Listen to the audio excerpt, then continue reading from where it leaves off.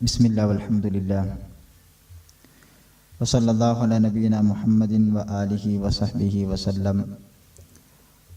അല്ലാഹുമ്മ അല്ലിംനാ മാ യൻഫഉനാ വൻഫഅനാ ബിമാ അല്ലംതനാ വസിദ്നാ ഇൽമൻ യാ കരീം. സൂറത്തുൽ അംബിയാ 85. أعوذ بالله من الشيطان الرجيم.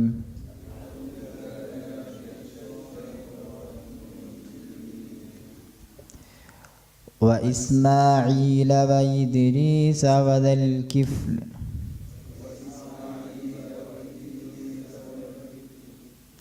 كل من الصابرين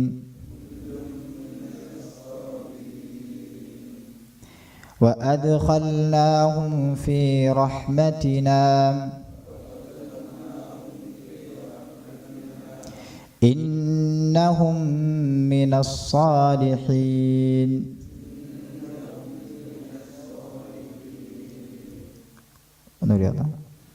وإسماعيل وإدريس وذا الكفل كل من الصابرين وأدخلناهم في رحمتنا إنهم من الصالحين.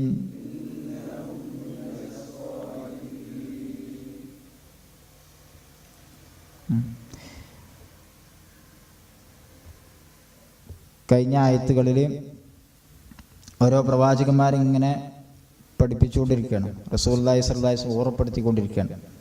അപ്പോൾ ഓരോ പ്രവാചകന്മാരുടെയും ചരിത്രങ്ങൾ, അതിൽ പ്രധാനപ്പെട്ട ഭാഗങ്ങൾ ഇങ്ങനെ പരാമർശിച്ചു പോകുന്ന സന്ദർഭത്തിലാണ് ഈ ആയത്തും വരുന്നത്. കഴിഞ്ഞ ആയത്തുകളിൽ അയ്യൂബ് നബി അലൈഹി സ്വലാത്തു വസ്സലാമയെ കുറിച്ച് നമ്മൾ പറഞ്ഞിരുന്നു. ഈ ആയത്തിൽ ഇസ്മായിൽ നബിയെയും ഇദ്രീസ് നബിയെയും ദൽകിഫൽ നബിയെയും ഒക്കെയാണ് പറയുന്നത്. വ ഇസ്മാഈല, പ്രവാചകരെ ഇസ്മായിൽ നബിയെ ഓർക്കുക. വ ഇദ്രീസ, ഇദ്രീസ് നബിയെയും ഓർക്കുക. വ ദൽകിഫ്ലി, ദുൽകിഫിൽ നബിയെയും ഓർക്കുക. കുല്ലും മിനസ് സാബിരീൻ, അവരെല്ലാവരും ക്ഷമാലുക്കളാകുന്നു. ഇസ്മായിൽ നബി, നമുക്കറിയാം ഇസ്മായിൽ ഇബ്നു ഇബ്രാഹിം, ഇബ്രാഹിം നബിയുടെ മകൻ ഇസ്മായിൽ നബിയാണ് ഇവിടെ ഉദ്ദേശം. പ്രവാചകനായ നബിയാണ് അദ്ദേഹം. വഹുവ വാലിദു അറബിൽ ഹിജാസ്, അറബികളുടെ വാലിദ്, ഉപ്പ എന്ന രീതിയിലാണ് അദ്ദേഹം അറിയപ്പെടുന്നത്. അദ്ദേഹത്തിൽ നിന്നാണ് അറബികളുടെ പരമ്പര തായോട്ട് വരുന്നത്. അതുകൊണ്ട് തന്നെ അദ്ദേഹം അങ്ങനെയാണ് അറിയപ്പെടുന്നത്. നമുക്കറിയാം ഇബ്രാഹിം നബി അലൈഹി സ്വലാത്തു വസ്സലാമക്ക് 2 മക്കളുണ്ട്, ഇസ്മായിൽ നബിയും ഇസ്ഹാഖ് നബിയും. ഇസ്മായിൽ നബിയുടെ പരമ്പരയിലാണ് അറബികൾ വരുന്നത്. ഇസ്ഹാഖ് നബിയുടെ പരമ്പരയിൽ ബനു ഇസ്രായേൽ ഗോത്രങ്ങൾ അങ്ങനെ പോകുന്നുണ്ട്. എല്ലാ പ്രവാചകന്മാരും വന്നത് ഇസ്ഹാഖ് നബിയുടെ, യാക്കൂബ് നബി എന്ന് പറയുന്ന, ഇസ്രായേൽ എന്നറിയപ്പെടുന്നത് യാക്കൂബ് നബിയാണ്. ആ യാക്കൂബ് നബിയുടെ പരമ്പരയിലാണ് പ്രവാചകന്മാർ ഒട്ടുക്കും വന്നിട്ടുള്ളത്. ആകെ ഒരു പ്രവാചകനാണ് ഇസ്മായിൽ നബിയുടെ പരമ്പരയിൽ വന്നത്, അതാണ് മുഹമ്മദ് നബി സല്ലല്ലാഹു അലൈഹി വസല്ലം. അതുകൊണ്ടാണ് യഹൂദികൾക്ക് അദ്ദേഹത്തോട് ഈർഷ്യമുണ്ടായത് എന്നൊക്കെ നമുക്ക് കാണാം. അപ്പോൾ ഇവിടെ അള്ളാഹു സുബ്ഹാനഹു വ തആല ഓർമ്മപ്പെടുന്നത് ഇസ്മായിൽ നബിയാണ്. അപ്പോൾ അദ്ദേഹം വാലിദു അറബിൽ ഹിജാസ്, അറബികളുടെ ഉപ്പ എന്ന രീതിയിൽ അദ്ദേഹം, രക്ഷിതാവ് എന്ന രീതിയിൽ അദ്ദേഹം അറിയപ്പെടുന്നു. സൂറത്ത് മറിയമിൽ കാണാം എന്താണ് ഇസ്മായിൽ നബിയെ കുറിച്ച് ഓർക്കേണ്ടത്.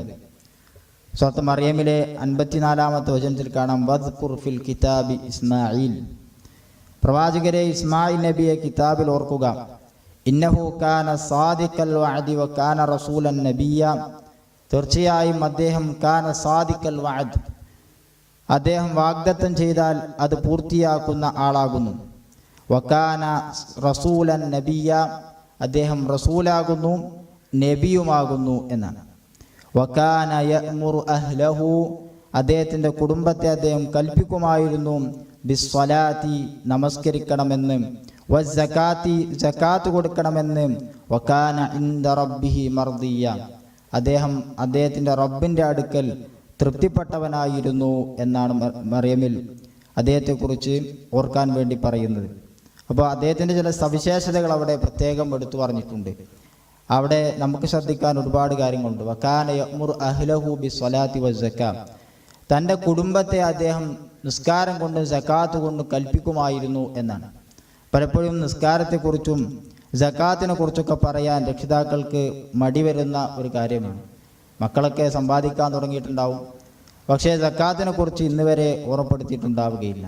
ചെറുപ്പത്തിലെന്നോ നിസ്കാരത്തെക്കുറിച്ച് പറഞ്ഞതായിരിക്കും, പിന്നെ നമ്മളൊക്കെ അത് വിട്ടുപോയിട്ടുണ്ടാവും. പക്ഷേ അദ്ദേഹം വകാന യഅ്മുറു അഹ്ലഹു, അദ്ദേഹത്തിൻ്റെ കുടുംബത്തെ അദ്ദേഹം കൽപ്പിക്കുമായിരുന്നു എന്നാണ്. അപ്പോൾ ആ നിലക്ക് അദ്ദേഹം ചെയ്തിരുന്നു. വകാന ഇൻദ റബ്ബിഹി മർദിയൻ, അള്ളാഹുവിൻ്റെ അടുക്കൽ തൃപ്തിപ്പെട്ടവനായിരുന്നു. അള്ളാഹിൻ്റെ അടുക്കൽ തൃപ്തി നേടാൻ സ്വന്തം ജീവിതത്തെ നന്നാക്കണം, അത് എല്ലാവർക്കും അറിയുന്ന കാര്യമാണ്. അപ്പം അത്ര രീതിയിൽ അദ്ദേഹം നല്ല സ്വാലിഹായി നിസ്കരിച്ച് സക്കാത്ത് കൊടുത്ത് അള്ളാഹുവിൻ്റെ അടുക്കൽ തൃപ്തിപ്പെട്ടവനായി ജീവിച്ചിട്ടുണ്ട്. അതോടൊപ്പം തന്നെ തൻ്റെ കുടുംബത്തെയും ആ നിലക്ക് വളർത്താൻ വേണ്ടി അദ്ദേഹം ശ്രദ്ധിച്ചിട്ടുണ്ട് എന്നാണ് അവിടെ പരാമർശിക്കുന്നത്. അതിന് മുമ്പത്തായിട്ട് പറഞ്ഞ സ്വാദിഖുൽ വഅദ്, വാഗ്ദത്തം കൊടുത്താൽ അത് കൃത്യമായി പാലിക്കുന്നവനാകുന്നു എന്നാണ്. എന്തൊക്കെ വാഗ്ദാനം ചെയ്തിട്ടുണ്ടോ അത് കൃത്യമായി പാലിക്കാൻ അദ്ദേഹം ശ്രദ്ധിച്ചിരുന്നു എന്ന് ഇസ്മായിൽ നബിയെ കുറിച്ച് അവിടെ നമുക്ക് കാണാം. അപ്പം ആ പ്രവാചകനെ കുറിച്ച് അവിടെ ഓർക്കാൻ പറഞ്ഞ കാര്യങ്ങളാണ് നമ്മൾ ഓർമ്മപ്പെടുത്തി. ശേഷം പറഞ്ഞ ഇദ്രീസിനെയും ഓർക്കുക, ഇദ്രീസ് എന്ന നബിയെ ഓർക്കുക. ആ നബിയെക്കുറിച്ചും സൂറത്ത് മറിയമിൽ പരാമർശമുണ്ട്. 56-ാമത്തെ വചനത്തിൽ കാണാം, വദ്കുർ ഫിൽ കിതാബി ഇദ്രീസ്, പ്രവാചകരെ കിതാബിൽ ഇദ്രീസ് നബിയെ കുറിച്ച് താങ്കൾ ഓർക്കുക. എന്താണ് ഓർക്കേണ്ടത്? ഇന്നഹു കാന സിദ്ദീഖൻ നബിയ്യ, അദ്ദേഹവും സിദ്ദീഖായിരുന്നു, നബിയായിരുന്നു എന്നാണ്. സിദ്ദീഖ് എന്ന് പറഞ്ഞാൽ സത്യപ്പെടുത്തുന്നവൻ എന്നാണ് അർത്ഥം. അപ്പോൾ അള്ളാഹു സുബ്ഹാനഹു വ തആല ഇറക്കിയ എല്ലാ കാര്യങ്ങളെക്കുറിച്ചും സത്യപ്പെടുത്തുകയും അത് ആളുകൾക്ക് കൃത്യമായി എത്തിച്ചു കൊടുക്കുകയും ചെയ്ത ആളായിരുന്നു ഇദ്രീസ് നബി എന്നാണ് അവിടെ പരാമർശം. അതുകൊണ്ട് തന്നെ വറഫഅനാഹു മകാനൻ അലിയ്യ, അദ്ദേഹത്തെ ഉന്നത സ്ഥാനീയനാക്കി എന്നാണ് അവിടെ പ്രയോഗം. റഫഅനാഹു, നാം അദ്ദേഹത്തെ ഉയർത്തി, മകാനൻ അലിയൻ, ഉന്നത സ്ഥാനത്തേക്ക് ഉയർത്തി എന്നാണ്. അവിടെ പണ്ഡിതന്മാർ പറഞ്ഞു അദ്ദേഹത്തെ 4-ാമത്തെ ആകാശത്തേക്ക് ഉയർത്തി എന്നാണ് ആ പ്രയോഗം കൊണ്ട് ഉദ്ദേശിക്കുന്നത് എന്ന് ചില പണ്ഡിതന്മാർ പറഞ്ഞിട്ടുണ്ട്. എന്നാൽ ഇമാം സാദിയെ പോലെയുള്ള പണ്ഡിതന്മാർ പറഞ്ഞു ആളുകൾക്കിടയിൽ വലിയ കീർത്തി അദ്ദേഹത്തിനുണ്ടാക്കി, നല്ല നിലക്ക് ലോകർക്കിടയിൽ പരാമർശമുണ്ടാക്കി എന്നാണ് അതിൻ്റെ ഉദ്ദേശം എന്നൊക്കെ പറയുന്നത് കാണാം. അല്ലാഹു തആല.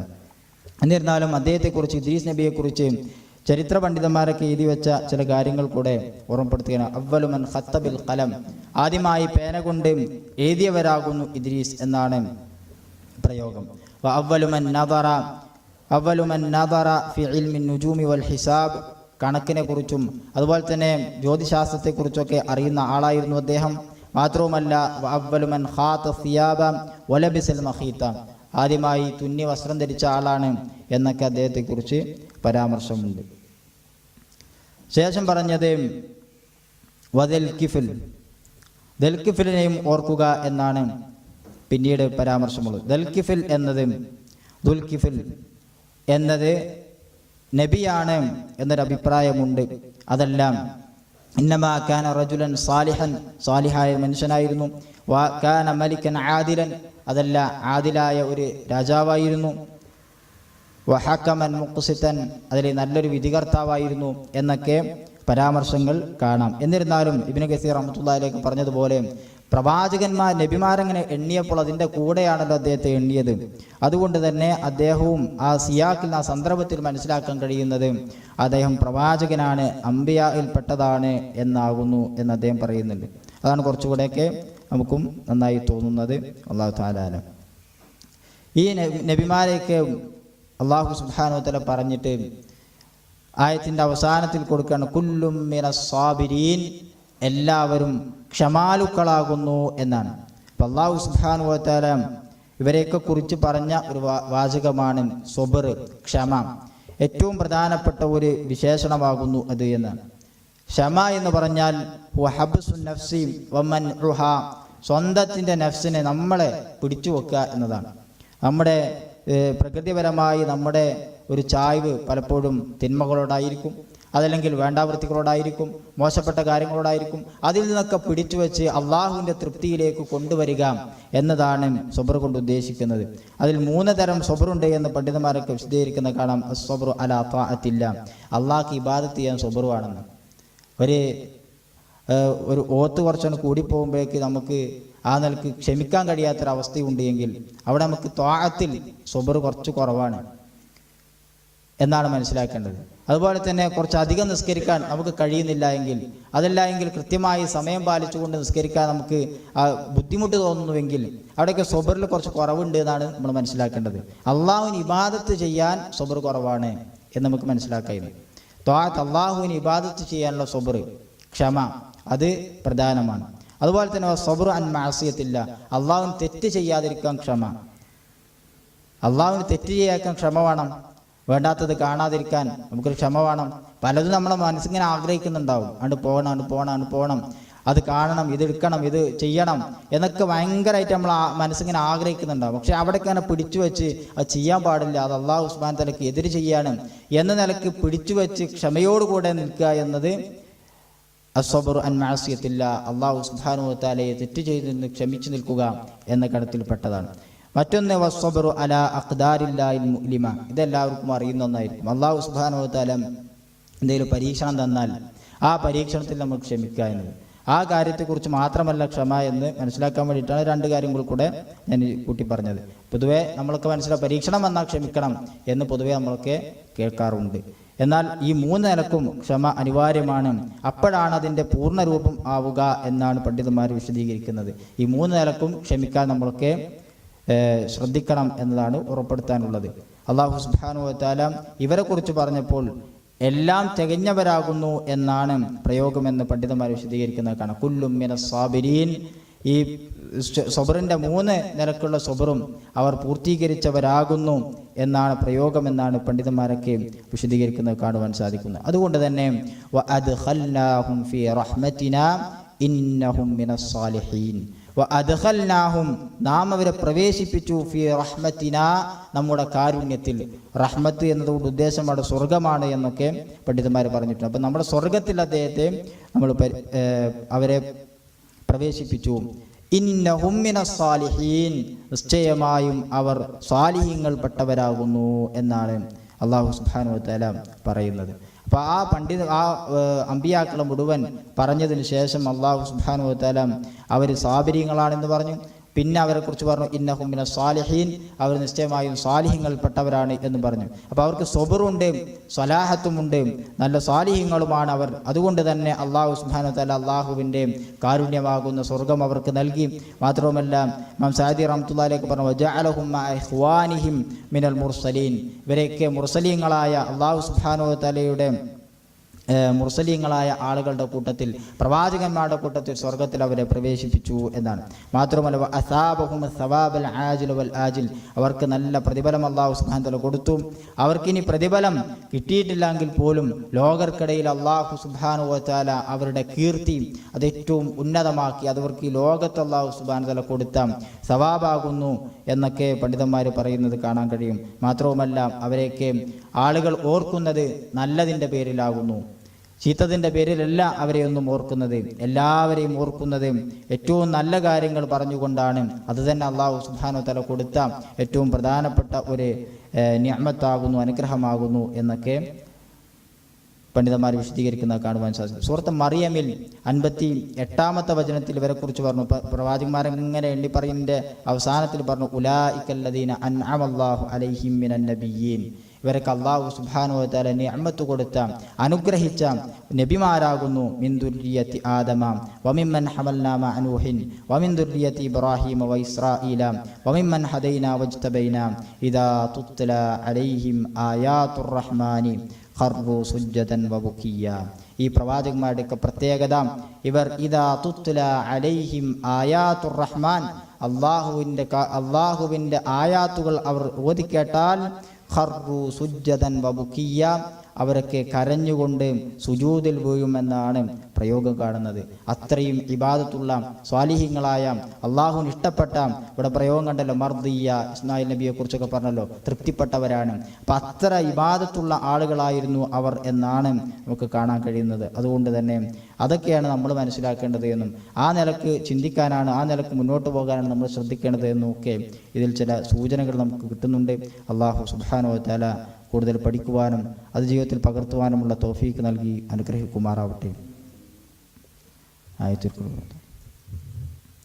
അഊദു ബില്ലാഹി മിനശ് ശൈത്വാനിർ റജീം.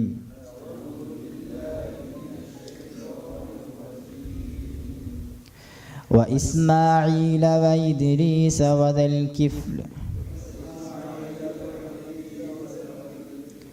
كل من الصابرين وأدخلناهم في رحمتنا إنهم من الصالحين. هذا والله أعلم. صلى الله على نبينا محمد وآله وصحبه وسلم. سبحانك اللهم وبحمدك أشهد أن لا إله إلا أنت أستغفرك وأتوب إليك. السلام عليكم ورحمة الله وبركاته.